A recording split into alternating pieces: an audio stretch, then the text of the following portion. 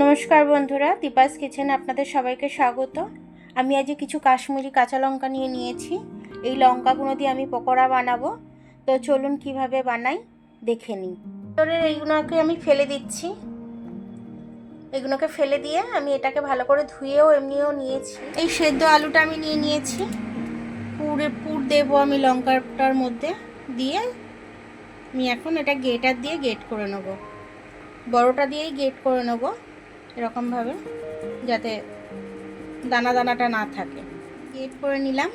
এটার মধ্যে আর কোনো দানা ভাব নেই। এবার আলুটা আমি মেখে নেবো ভালো করে। এখানে কিছু আমি পেঁয়াজ কুচিয়ে নিয়েছি, যতটা আমার দুটো মতো লাগবে ওই জন্য দুটো মতো আমি কুচিয়ে নিয়েছি। আলুটার মধ্যে দিয়ে দেবো।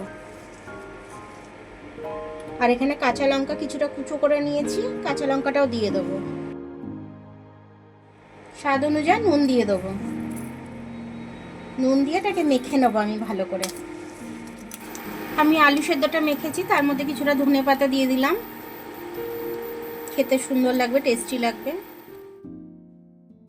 আমি এইভাবে আলুটা পুর দিয়ে নিচ্ছি। খুব সুন্দরভাবে পুর দিয়ে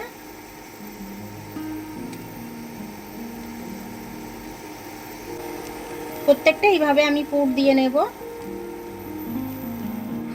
2 চামচ মতো নিয়েছি, চালের গুঁড়ো নিয়ে নিচ্ছি আমি। বেসন নিয়ে নিলাম, এটাও 2 চামচই নিয়ে নিচ্ছি। একটু হলুদ দিয়ে দিলাম কালারের জন্য। একটু গুঁড়ো লঙ্কা দিয়ে দিচ্ছি। একটু নুন দিয়ে দিলাম, স্বাদ অনুযায়ী নুনটা দিয়ে নিলাম। এবার এটাকে ভালো করে আমি ব্যাটারটাকে মিশিয়ে নেবো একটু, তারপর ব্যাটারটা গুলে নেবো। এবার আমি জলটা দিয়ে দিচ্ছি, অল্প অল্প করে দেবো, নাহলে ডালা পেকে যাবে।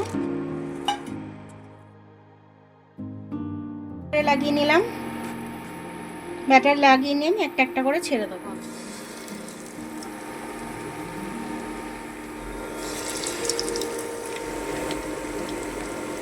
লঙ্কার পকোড়াগুলো আমি এইভাবে উল্টে উল্টে দিচ্ছি।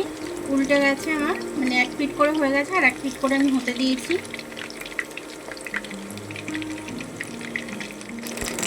লঙ্কার পকোড়াগুলো আমার হয়ে গেছে, আমি এবার তুলে নিচ্ছি সব এক এক করে। দেখুন আমার লঙ্কার পকোড়াগুলো খুব সুন্দরভাবে হয়ে গেল। গরম ভাতের সাথে যেরকম খেতে ভালো লাগবে, বিকেলে স্ন্যাক্স হিসাবে খেতে খুব ভালো লাগবে, মুড়ির সাথেও খেতে খুব ভালো লাগবে। চায়ের সাথে, মুড়ির সাথে যদি বসে এটা খান আপনারা, একদম জমে যাবে। খুব সুন্দর হয়েছে, মুচমুচে হয়েছে একদম। যেহেতু আমি এটার মধ্যে চাল গুঁড়িটা দিয়েছিলাম, সেহেতু খুব মুচমুচে হয়েছে, আর ভেতরটা ততটাই নরম হয়েছে একদম। যেহেতু আলুর পুরটা দেওয়া আছে ভেতরেতে, খুব সুন্দর হয়েছে খেতে। আপনারা এরকম করে অবশ্যই করে খাবেন।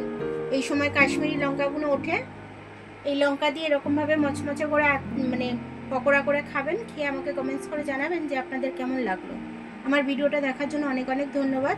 আমার ভিডিওটা যদি পছন্দ হয়, লাইক, সাবস্ক্রাইব, বেল আইকনটা একটু টিপে দেবেন। আর যদি ফেসবুক থেকে দেখেন, লাইক আর ফলোটা একটু করে দেবেন। আবার কাল দেখা হবে নতুন রেসিপির সাথে। ততক্ষণ আপনারা ভালো থাকবেন, আমি আসছি।